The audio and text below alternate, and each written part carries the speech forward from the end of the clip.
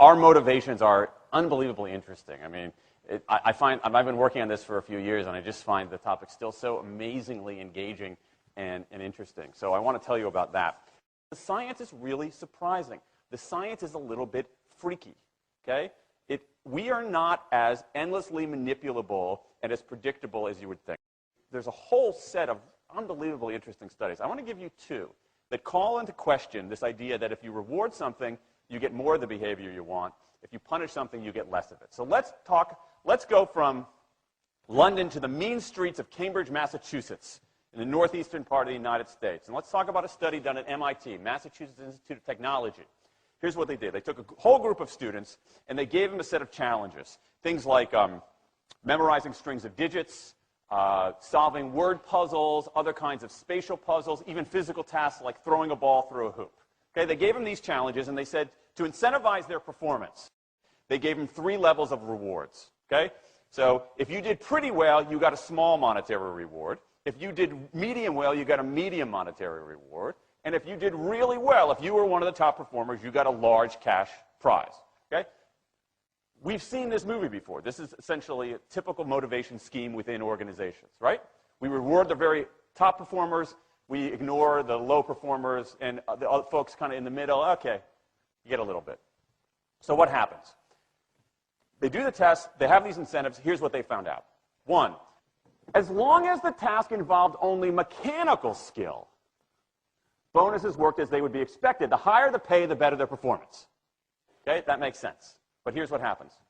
But once the task called for even rudimentary cognitive skill, a larger reward led to poorer performance.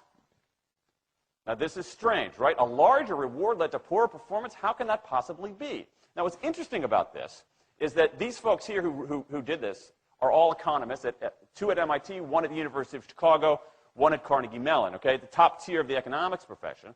And they're reaching this conclusion that seems contrary to what a lot of us learned in economics, which is that the higher the reward, the better the performance. And they're saying that once you get above rudimentary cognitive skill, it's the other way around.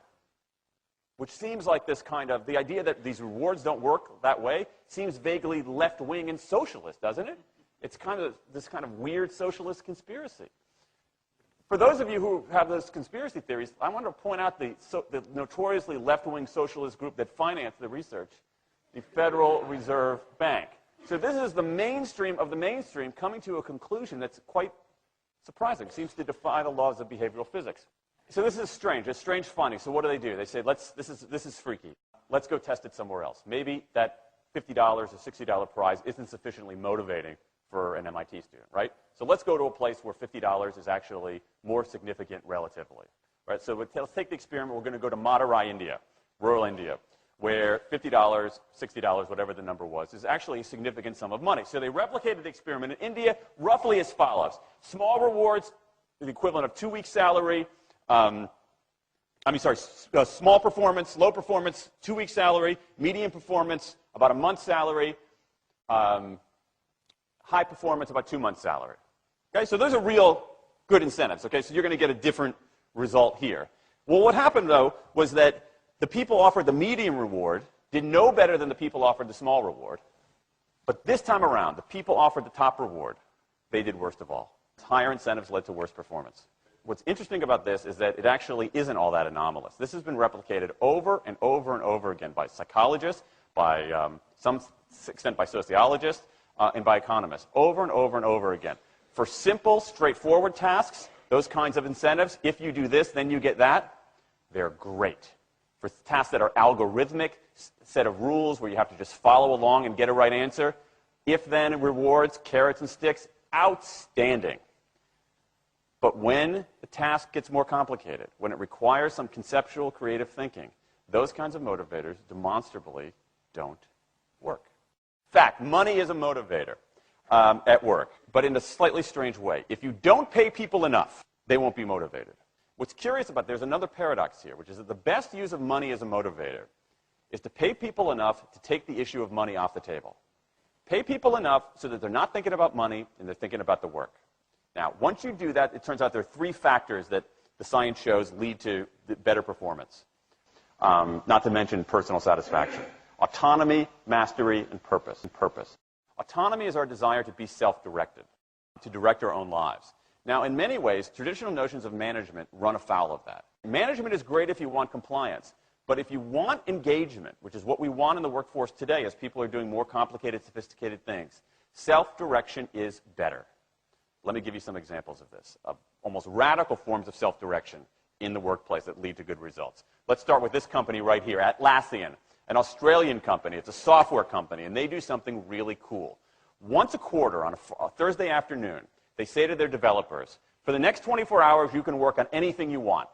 You can work on it the way you want. You can work on it with whomever you want. All we ask is that you show the results to the company at the end of those 24 hours in this fun kind of meeting, not a star chamber session, but this fun meeting with beer and cake and fun and other things like that. It turns out that that one day of pure, undiluted autonomy has led to a whole array of fixes for existing software, a whole array of ideas for new products that otherwise had never emerged. One day. Now, this is not an if-then incentive. This is not the sort of thing that I would have done 3 years ago before I knew this research. I would have said, you want people to be creative and innovative? Give them a freaking innovation bonus. If you can do something cool, I'll give you $2,500. They're not doing this at all. They're essentially saying, you probably want to do something interesting. Let me just get out of your way. One day of autonomy produces things that had never emerged. Right, let's talk about mastery. Mastery is our urge to get better at stuff. We like to get better at stuff. This is why people play musical instruments on the weekend. You got all these people who are acting in ways that seem irrational economically. They play musical instruments on weekends. Why? It's not going to get them a mate. It's not going to make them any money. Why are they doing it? Because it's fun, because you get better at it, and that's satisfying. Go back in time a little bit. I imagine this if I went to my first economics professor, a woman named Mary Alice Schulman, and I went to her in 1983 and said, Professor Schulman, can I talk to you after class for a moment? Yeah. I got this inkling. I got this idea for a business model. I just want to run it past you. Here's how it would work. You get a bunch of people around the world who are doing highly skilled work, but they're willing to do it for free and volunteer their time, 20, sometimes 30 hours a week. Okay, she's looking at you somewhat skeptically there. Oh, but I'm not done. And then what they create, they give it away rather than sell it. It's going to be huge. I mean, she truly would have thought I was insane.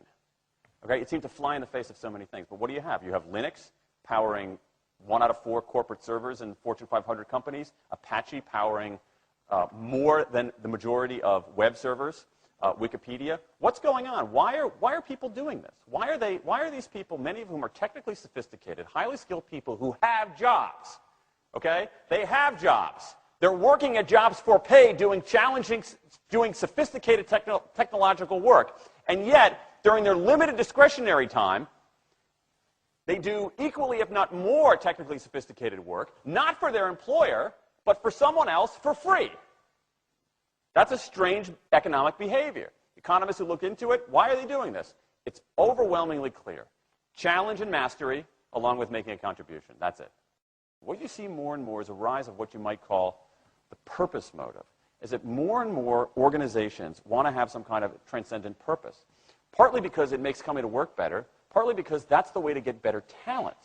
And what we're seeing now is, in some ways, when the profit motive becomes unmoored from the purpose motive, bad things happen. Bad things ethically sometimes, but also bad things just like not good stuff, like crappy products, like lame services, like uninspiring places to work. That when the profit motive is paramount, or when it becomes completely unhitched from the purpose motive, it's just, people don't do great things. More and more organizations are realizing this and sort of disturbing the categories between what's profit and what's purpose. And I think that actually heralds something interesting. And I think that the organizations that are flourishing, whether they're profit, for profit, or somewhere in between, are animated by this purpose motive. Let me give you a couple of examples. Here's the founder of Skype. He says, our goal is to be disruptive, but in the cause of making the world a better place. Pretty good purpose. Here's Steve Jobs. I want to put a ding in the universe. All right? That's the kind of thing that might get you up in the morning and racing to go to work. So I think that, that we are purpose maximizers, not only profit maximizers. I think the science shows that we care about mastery very, very deeply. And the science shows that we want to be self-directed. And I think that the big takeaway here is that if we start treating people like people and not assuming that they're simply horses, slower, smaller, better-smelling horses, if we get past this kind of ideology of carrots and sticks and look at the science, I think we can actually build organizations and work lives that make us better off, but I also think they have the promise to make our world just a little bit better.